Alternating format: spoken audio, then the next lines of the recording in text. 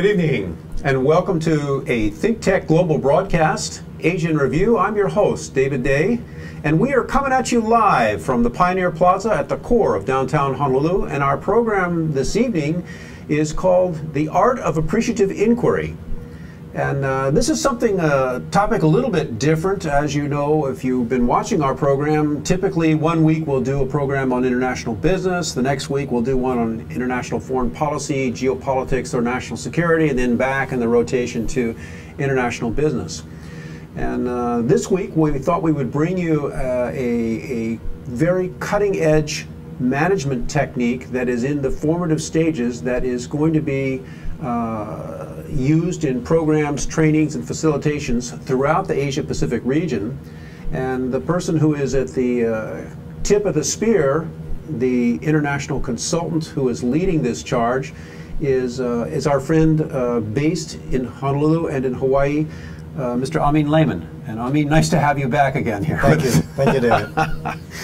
Well, I think that in order to, for us to fully explain this very novel technique, maybe it's a good idea if we kind of talk for a moment about the typical situation when, whether it's an organization or an individual, I've often found, and I think our audience will recognize, that typically we evaluate an idea, we evaluate a business, we evaluate you know, an individual, and our standard practice we always employ is to look at the specific shortcomings of the individual or the defects. These are the, you typically, ladies and gentlemen, we're looking at where do you need to improve, that kind of thing. And so the question we want to look at for this show, I mean, is there a better way? And maybe this approach that we're always taking is less effective than we believe. And so the question that we want to answer in this course is, should an organization, for instance, focus on its weaknesses in an attempt to improve in those areas, or should it concentrate on its strengths? And this is where this whole cutting-edge inquiry of cutting-edge management technique called the Art of Appreciative Inquiry comes in. And so kind of in a short piece, because we're going to break this down, because there are going to be some people out there who are going to say, oh, I got this. This is a no-brainer. Right. But I think you don't have it, so stay with us here. So give us the 25-cent quick version. What is this art of appreciative inquiry or appreciative inquiry? Well, appreciative inquiry itself, it's a philosophy, and it's also a tool. Like anything else, it could be a business management tool, it could be a transformation tool. You can even use appreciative inquiry to transform yourself as an individual. But what makes appreciative inquiry unique is it focuses on strengths, and what we refer in appreciative inquiry lingo as the positive core that we have as an individual, and also the positive core of any organization. The fact that organization exists, it has a positive core. Sure. Now, typically over time, when the positive cores, the strengths are no longer aligned, it starts showing weaknesses. Now, typically, a normal approach would be to hire a consultant or to look at it from a deficit perspective. What is the gap? Right, and let's close the gap, right? Rather than looking at what has already been working.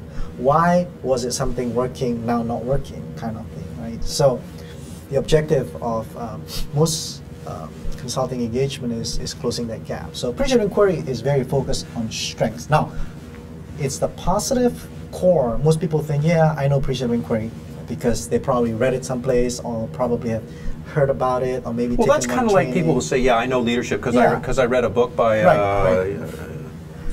former chairman of GE or something like that. Even like Sun Tzu on leadership, Right. Again, I know Sun Tzu, right? But Sun Tzu is a classic book. Or I took a course on leadership, so I must be a leader. Correct, right. So appreciative inquiry, it takes time like anything else. A good simple example, you asked for a short description. If you look at our football.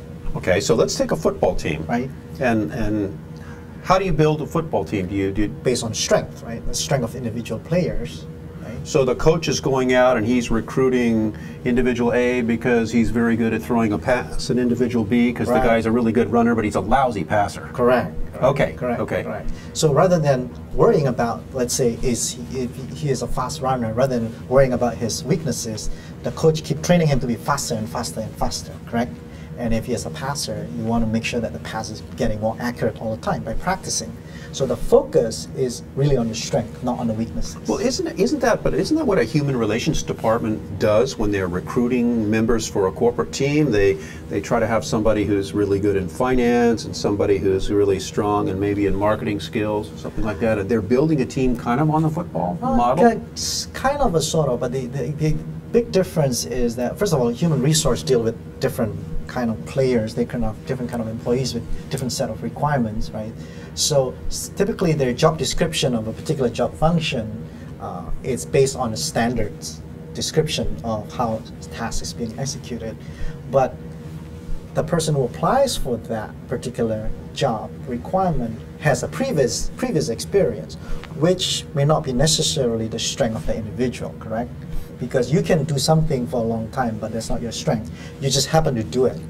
Right? So maybe a lady has been an accountant for a number of years. She's an excellent accountant. Right. Right. But her real strength might be in creative advertising or marketing. Correct. Correct. Which has never been explored, because that's the first job she got maybe in college as a part-timer doing bookkeeping.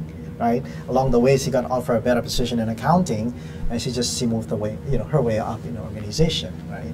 So then you kind of miss the opportunity, if you will. Well, so what you're saying is that a football team is actually built in part on the concept of appreciative inquiry. Yeah. In part. In part. And we'll get into some of these other tools later. Strength-based. And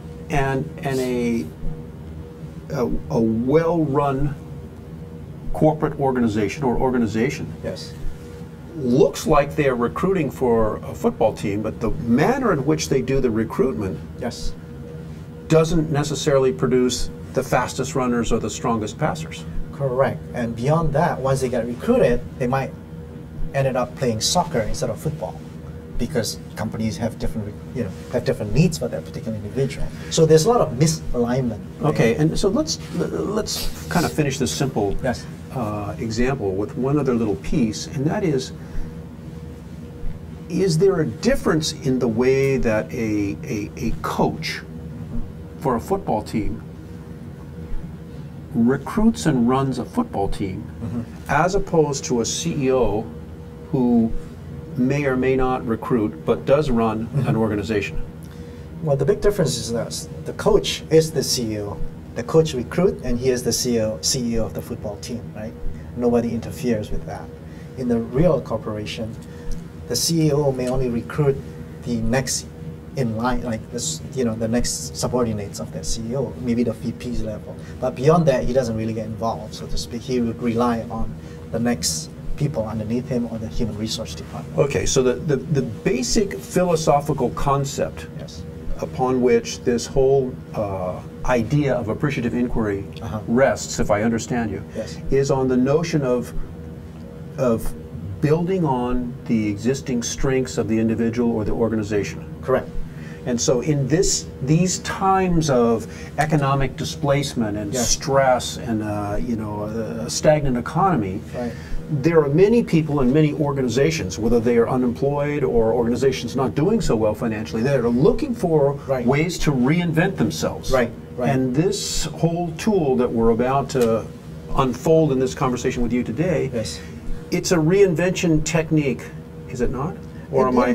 Well, it's in a way you can use it as an innovation technique. Innovation technique. Innovation technique, because you allow yourself to look at the past strengths, bring it to the present, and take it to the future. Okay, now hold on, ladies and gentlemen. We're going to get to the how-to in just a moment. But if there's a portion of this conversation that's exciting you or motivating you, remember that you can always join the conversation by calling us here at the studio at area code 808-780-9254. And remember, we are coming at you live from Pioneer Plaza at the core of downtown Honolulu. I'm David Day. This is Asian Review, the Art of Appreciative Inquiry. And we're going to go to a break here. And when we come back from the break, we're going to start digging down into the principles and the why and the how-to of this whole exciting management principle that's just coming on the scene here. Very cutting edge. Stay with us. Aloha, I'm Jay Fidel, founder of ThinkTech Hawaii. We are a digital media nonprofit that covers things that matter to tech, energy, diversification, globalism, and progress for our state, the state of Hawaii. We broadcast on community television and on Oceanic Cable Channel 16. We also stream our shows and interviews live on the internet as both radio and video, and of course we post them here on YouTube. We collaborate with the Hawaii Venture Capital Association to present monthly luncheon programs on subjects of interest to the business community, and we write for the Honolulu Star Advertiser. ThinkTech works hard to raise public awareness in Hawaii. Check out our website, thinktechhawaii.com, and come to our YouTube channel, ThinkTech Hawaii. We hope you support our mission and that you like our work. I'm Jay Fidel. Mahalo. We're back. I'm David Day. This is a ThinkTech Global broadcast being brought to you downstairs from the heart of downtown Honolulu in the Pioneer Plaza. If you're in the Pioneer Plaza, you can step downstairs, go back behind the waterfall, and you can actually see the studio there. This is Asian Review, and we're talking about a cutting-edge new management tool, technique, philosophy called the Appreciative Inquiry, or the Art of Appreciative Inquiry, with an international consultant who's a facilitator for this new technique, Mr. Amin Leiman. And I mean, before the break, you kind of laid out a bit about the general principles involved here. We're going to get into this a little bit further, but I want to understand what's the historical basis or the history. Where does this concept of Art of Appreciative Inquiry come from? Because actually it's very different than the way that 99.9% of people, businesses actually operate in this country. Yes, it was developed by Dr. David Cooper-Ryder, who then was a PhD student at Case Western University, Ohio. And as he developed his thesis, he did the research on this clinic. And in the clinic, he kind of like analyzed why that clinic everything works so well, whether it's the doctor, the nurses, all the patients. And he noticed that everybody is working on his strengths after he's doing all the interviews. And then he's trying to come up with a name of his thesis, but then he couldn't come up. So he then asked his wife, and his wife, I believe, is an artist, and he told me, hey, that sounds like an inquiry, because an inquiry is a process. When you inquire into something else happens, right? Something, if the way you inquire things positively, it will be very positive. Since it sounds like the process is very appreciative, right? So the wife then suggested, David's wife suggested, should be appreciative inquiry, and since then he used that term. So this is really an American concept, is yes, it not? Very, very, very original American concept. And as you know, Americans are very famous in developing business processes and things like that. Management tool. You know, you are in the formative stages, gearing up to take this whole management tool and process. In fact, aren't you about ready to go into the Philippines with this? Yes, yes. And is there some piece of this that has some roots that appeal to the Asian philosophy? Well, the Asian philosophy is... or an Asian philosophy, maybe? Yes, absolutely. And I think it resonates with Asian philosophy that any solution has to be sustainable and long-term rather than a quick fix, right? So this process involves stages. There are 4 steps in appreciative inquiries. We call it the 4 Ds. You start to discover the strength, and then together you dream the strength, whether it's individual or organizational strength, to design something new, right? Something innovative, and then you execute that strength. Well, these 4 pieces to it. Yes. The discovery stage. Right. The kind of the dream or strategizing stage. Yes. And then the designing some changes. Yes. and then an execution stage. Right. That doesn't sound to me like something that an organization who just watched the first piece of this show can say, hey, this is terrific, let's do it tomorrow.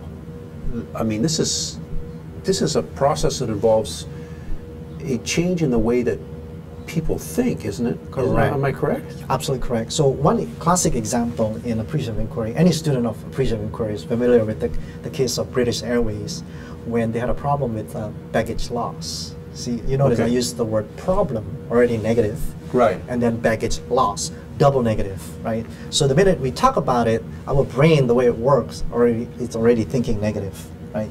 So when it's a negative, then you already started with the negative stage. It's hard to become neutral and become positive. Now, the way appreciative inquiry approach it is through this cycle, the 4D cycles. Okay. But the technique itself is very basic. It's through talking stories. Like you and I talk stories, of course, through a facilitator, a trained facilitator. Let's figure out what's the strength. So going back to the example of baggage, the baggage loss. This is the British Airways. The British Airways. Now this is a real case. That was facilitated under this concept. Under this concept, so they started interviewing the janitors, the baggage handlers, and then they moved. Wait a minute, you start with the janitors. So this starts from the bottom.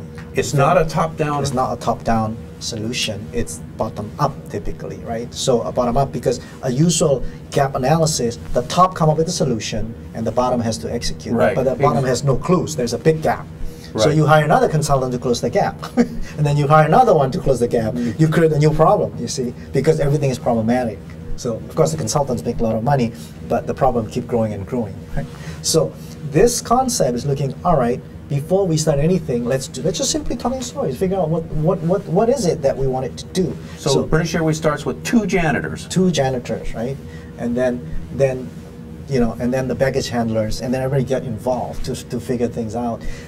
That process, the first step before we even discover, is to come up with what we call a topic of inquiry.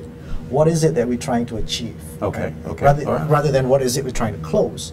Throughout that process, they come up with this a topic of inquiry called how do we creating an exceptional customer arrival experience. Now wait a second. Creating an exceptional customer arrival experience, right, as the name of the program to resolve a baggage claim loss. Correct. Okay. Correct. Now I mean, isn't that basically just spinning the deck chairs around so they face a different direction and solving a problem? I think the uninformed individual would think that way because that would be a normal response to things, but it's not that way. It's not just spinning of words. Appreciative inquiry has to work in the inside, in the mental model of the individual and the team and the organization, right? So that's why it has to go through a process. It has to be facilitated so it becomes embedded in the individual that we are trying to create something. All right, so back to our British Airways example. Yes. Two janitors. Yes. And then what? And then 4 janitors. And then so 16 baggage handlers, everybody, and goes all the top. Not everybody's talk about this concept. Creating a topic of inquiry. Which is the creating excellent customer arrival experience. Okay. So once you do that, then you move on. Okay, let's look at our strength to achieve that objective. Now that we have an objective, now that we have a topic of inquiry, let's start working together. But by then, everybody is on the same mind, right? So everybody everyone synchronizes with the topic of inquiry. So what was the solution for British Airways? How does this case study come out? Well, it comes very, very positively. At the end, the number of baggage loss in the old ways is already down because you don't talk about that anymore. You create an exceptional customer arrival experience. The baggage handling become very positive, and everybody put an effort to make sure there's nothing get lost. So the word loss itself is still negative, right? So you want to make sure that the baggage get claimed by the right owner. So it's training your mind not to think in the negative ways. Even I'm slipping in the way I'm explaining to you, right? I'm still using negative, but I need to go back to the positive way. So you need to be trained how to come up with the solutions based on strength, not looking at gaps. But most individuals, are used to looking at gaps. It's easy to spot people's weaknesses. It's hard to identify people's strengths. Easy to spot people's weaknesses, but hard to spot their strengths. Right. That is the power of AI. Interesting. Interesting. Well, what are the kind of the 5 principles that underlie this whole? Well, there's more than 5 principles, but one of the first principles of appreciative inquiry is the principle of constructionists, how we construct our worlds. You know, as you know it, the way we know our world is based on our perceptions. So there is no reality. Reality is how we perceive it based on the words that we're familiar with. It's kind of like the eyes are the windows to the soul. Right. And the words control Correct. the brain. Correct. So the more positive you use the words, then the more positive the result's going to be. That's another principle of appreciative inquiry. But words create worlds. Is how you create your worlds is based on what the words that you've constructed.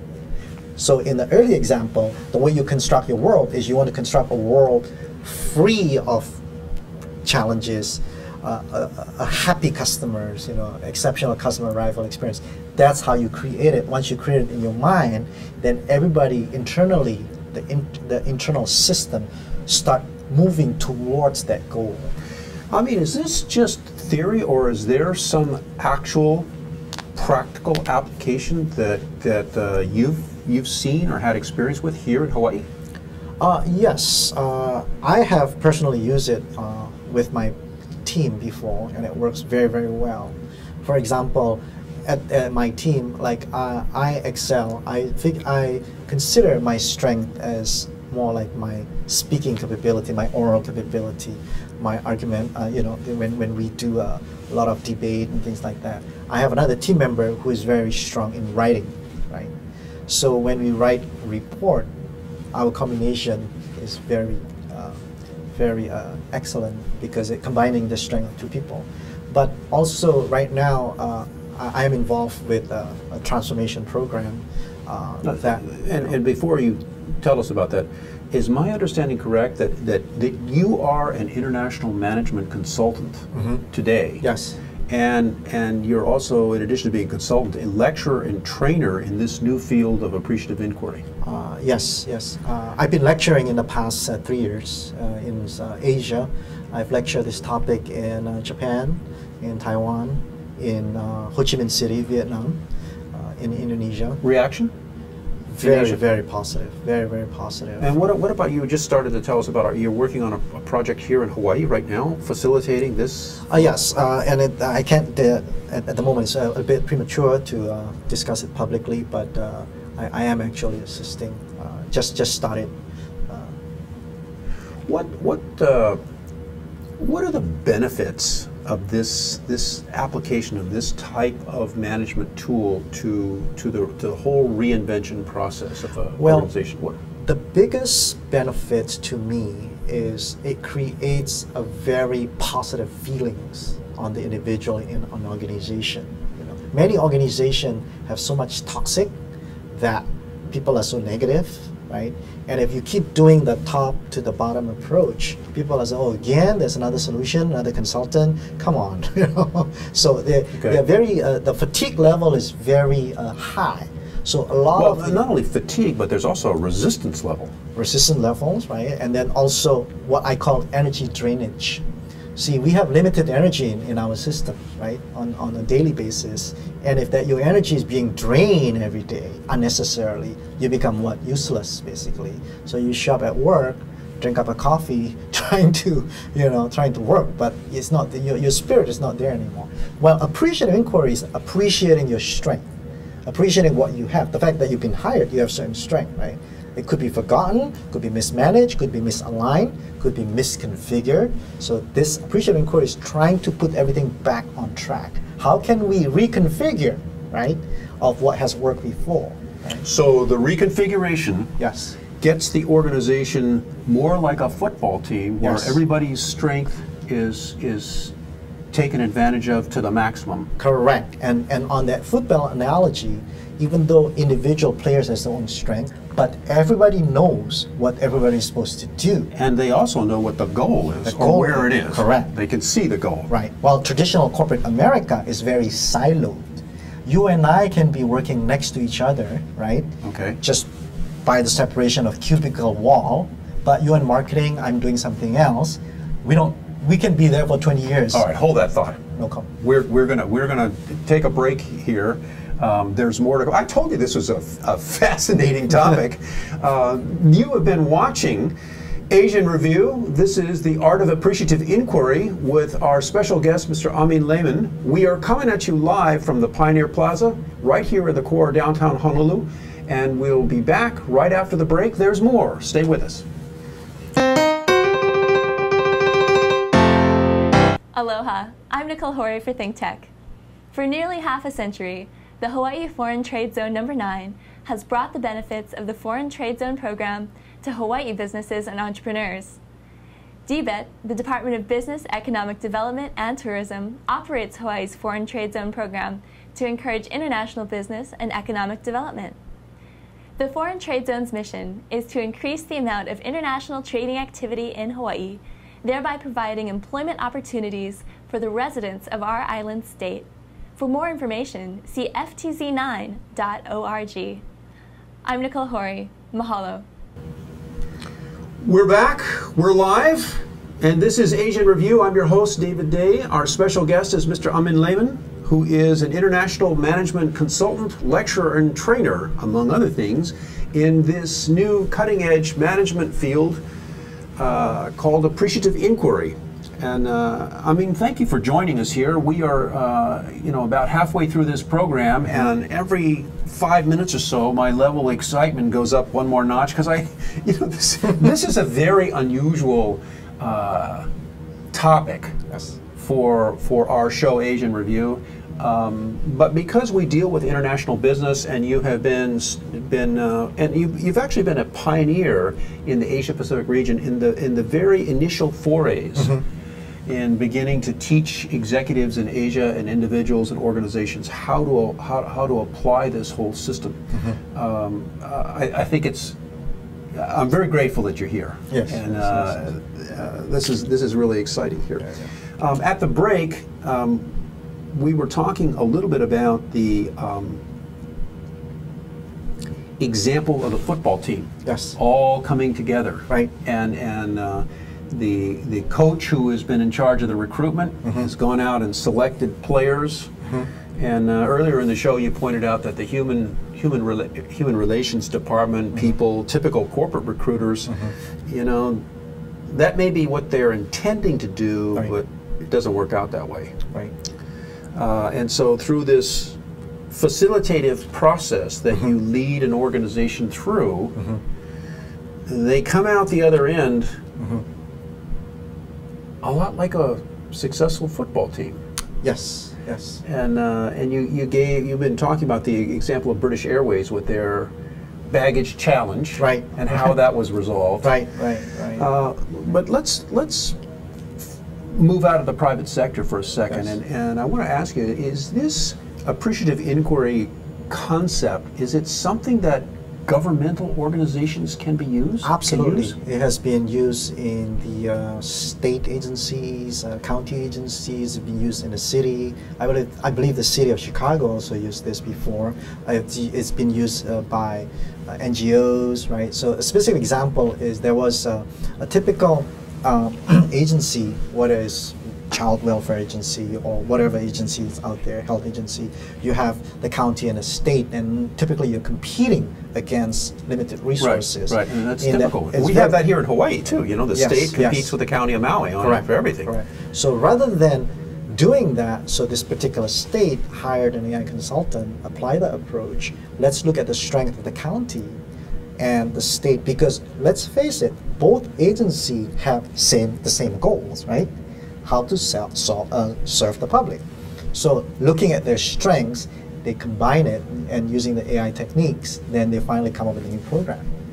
So everything is very positive. Everything is based on strength, not on the weaknesses. So it kind of like encourages collaboration, cooperations, right? And where you can work together rather than watching a turf. Ladies and gentlemen, if you have a comment or you want to join this conversation, you can call us at area code 808-780-9254. As I mentioned before, we are coming at you live from the Pioneer Plaza, Art of Appreciative Inquiry with Mr. Amin Leiman. You know, I mean, as I listen to you and I think of my business career and experience, you know, how do you get somebody that has 20, 30, 40 years of criticizing people? How do you get them, how do you change that mindset? And before you answer that question, you know, an example that occurs to me is the standard form of employee job review, right? You know, I'm the reviewing officer or the human relations department, and the individual comes in and sits across the table, and I say, Harold, let's go over your work for the last 6 months. There are 6 items where I think you really got a lot of strength. You've done a fabulous job of this, bing, bing, bing, bing. And, but there are 2 areas that we need to work on, and these are X and Y. And then I know, and that person knows, that their whole salary review comes down to X and Y. Yes. How significant are they? How much do they damage the company? Is it something that's their fault? You know, all those kinds of things. So is that the way that we should be really evaluating an employee? I think that's very counterproductive, and unfortunately many companies are still using that system, right? Because in the larger you are, you need a procedure system to capture what needs to be improved. What AI has to offer, Appreciative Inquiry has to offer, rather than doing that, why don't we focus on the strengths? So if we focus on the strengths, we still have to do employees' performance review.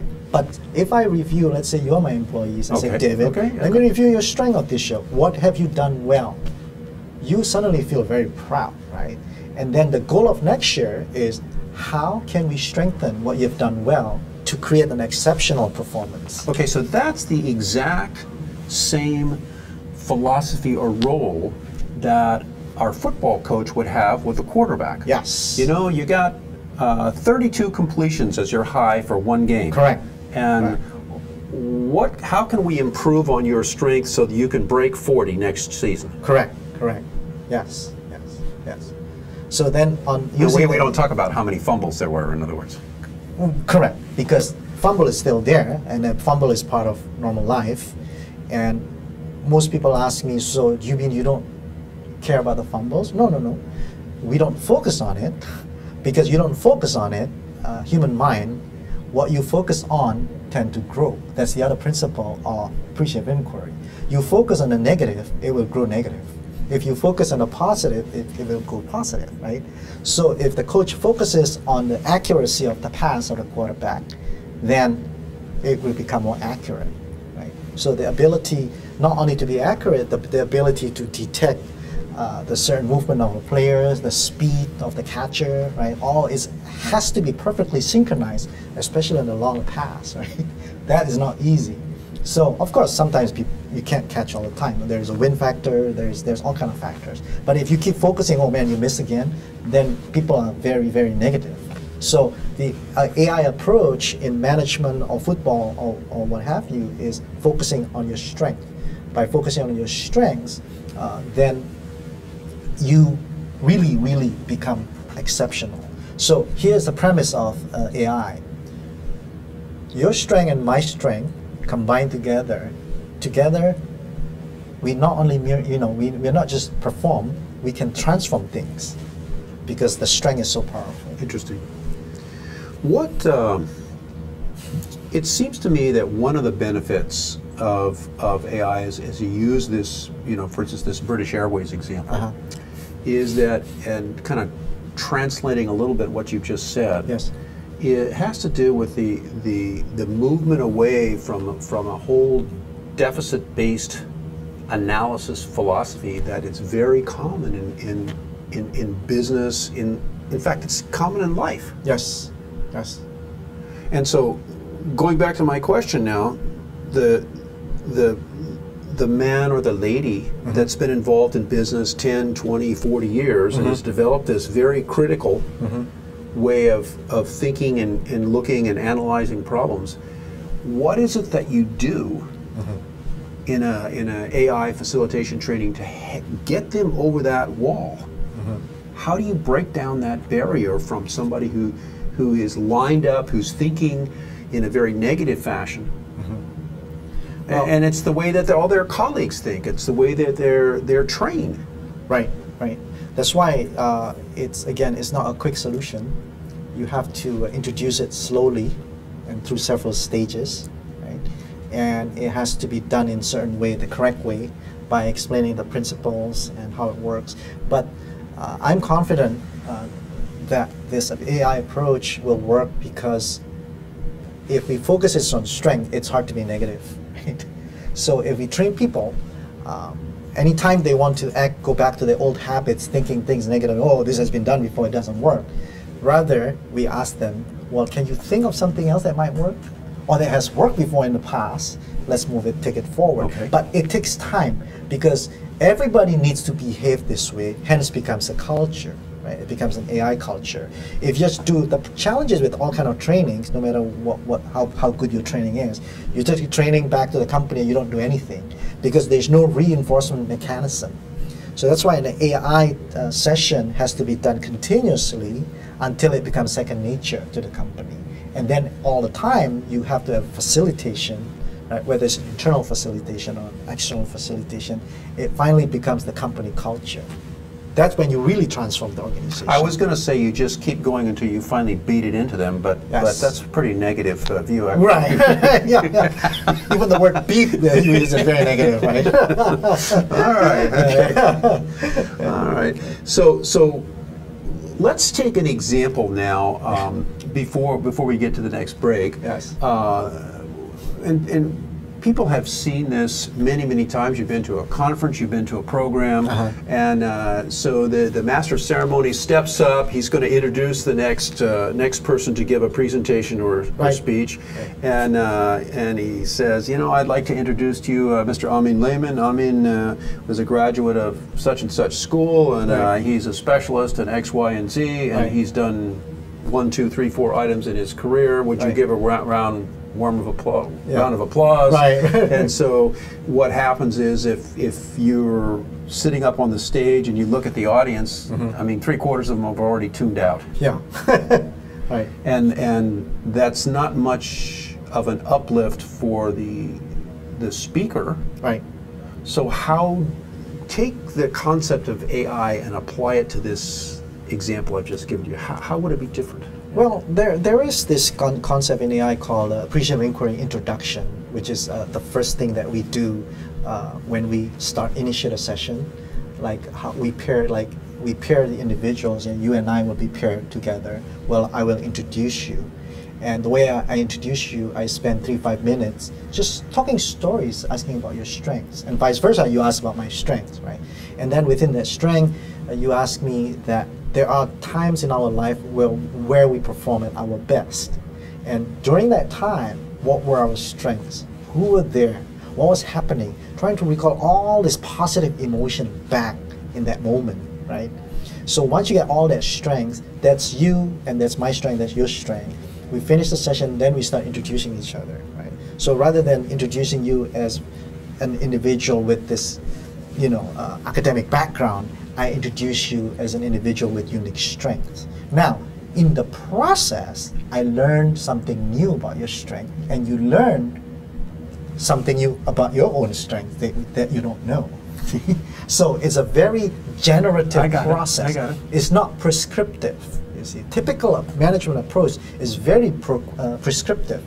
Well, let me tell you what to do. You got to do A, B, C, D, E, F, G. If you don't do that, then I'll penalize you. This is more of collaboration. How can we do things better in a collaborative manner?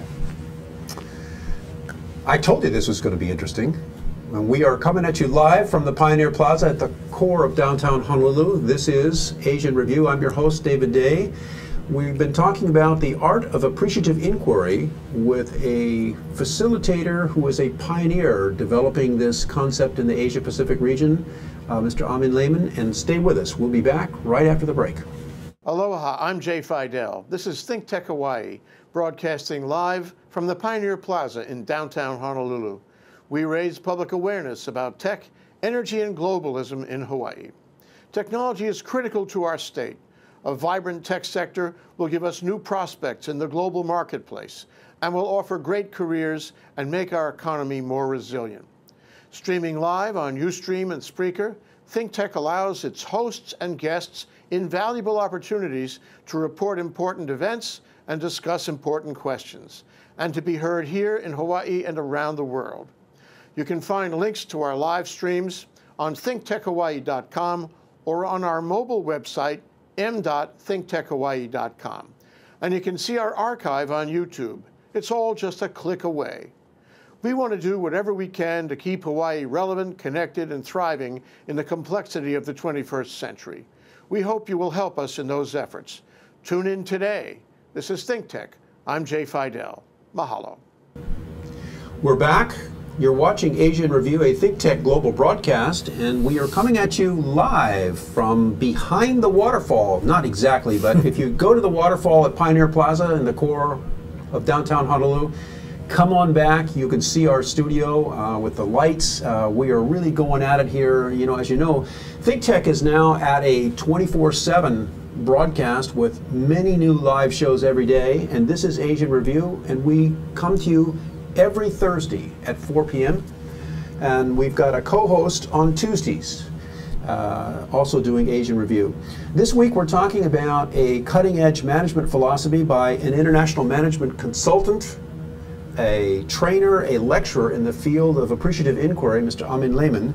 And before we get back into talking about the benefits of this type of tool, this reinvention or innovation tool that we've been talking about, I mean, tell me again what this historical root of this whole philosophy or training is American-based, is it not?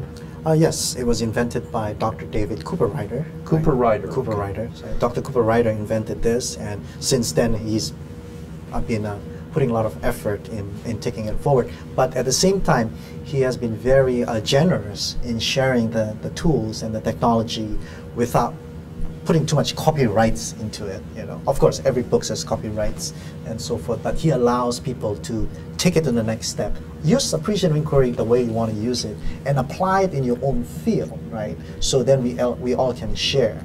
So there's a lot of non-profit motivation behind this technology. So this transformation tool, I think that's very noble for Dr. David Cooper Ryder to allow us to use this. Sure. But this is as you've underscored, a transformation tool. Yes. And to me, I mean, this is something that's critically important in this time of difficult economic times when many companies and organizations are trying to reinvent themselves. Correct. And you know, there are people watching this program who are, you know, got to change their career, or they're losing their career, or they got to retool themselves individually. And we've talked about the football team analogy here, but is this something that someone can do for an individual to reinvent themselves? Absolutely, absolutely. If you look at our history, David, for example, President Reagan, the late President Reagan, he started his career as what? Radio newscaster, right? Then become an actor. Then his second act, he became the governor of California. He eventually transformed himself to become the President of the United States, right? Now, if you, like any of us, he has weaknesses too. But he didn't dwell on his weaknesses. He dwells on his strengths. He became the President of the United States, right? So there are many individual success stories like that, that if you focus on your strength, it will take you to places that you've never been before.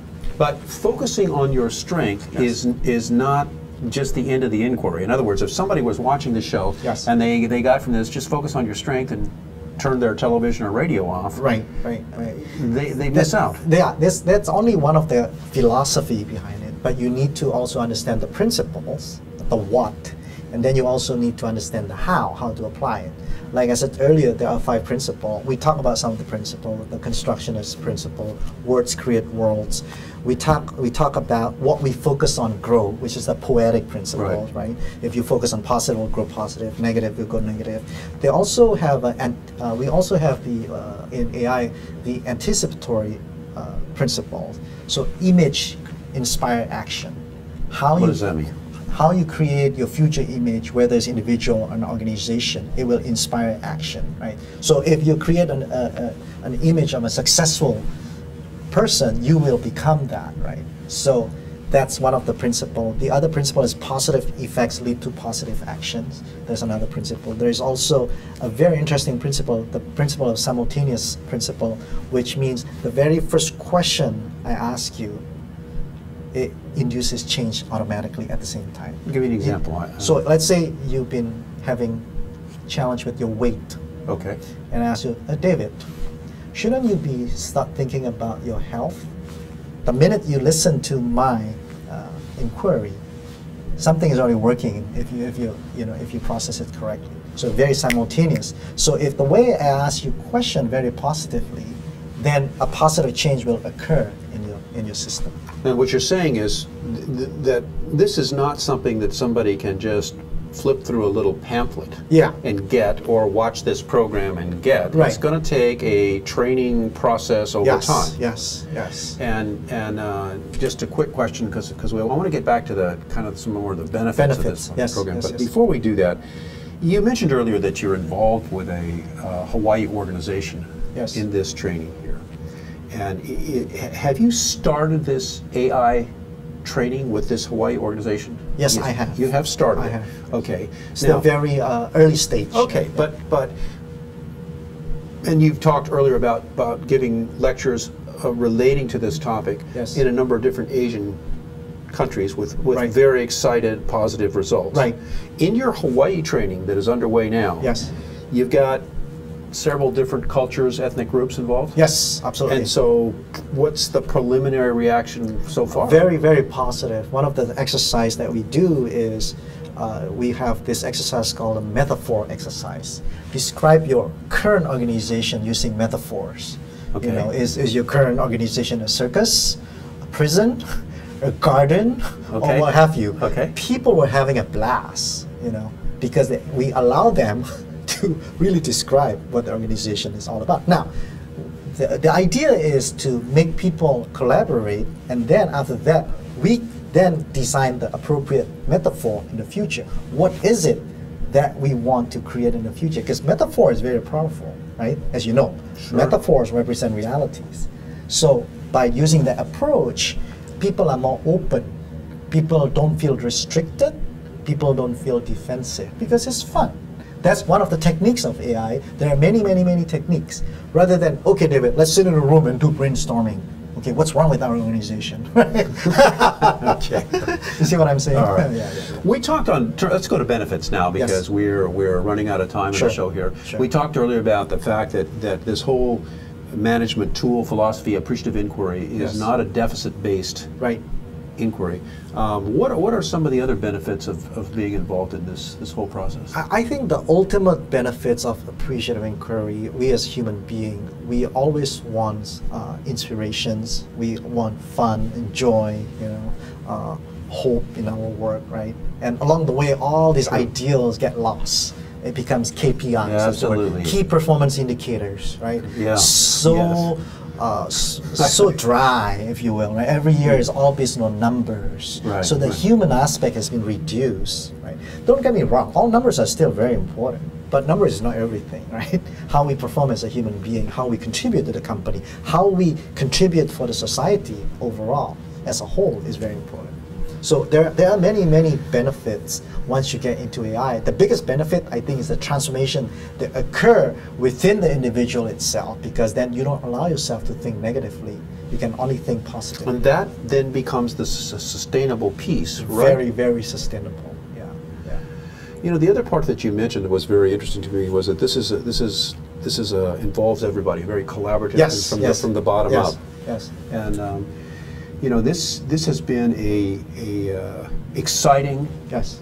and I think a very fascinating discussion. I mean, I want to thank you for spending time with us, because I know that you're involved in this kind of this pioneering effort to take this new, exciting American philosophy out into our region, and we're particularly appreciative that you've got a training underway right here in Hawaii right now, and it's exciting with some positive responses. Yes. But thank you for joining us again, Thank you. ladies and gentlemen.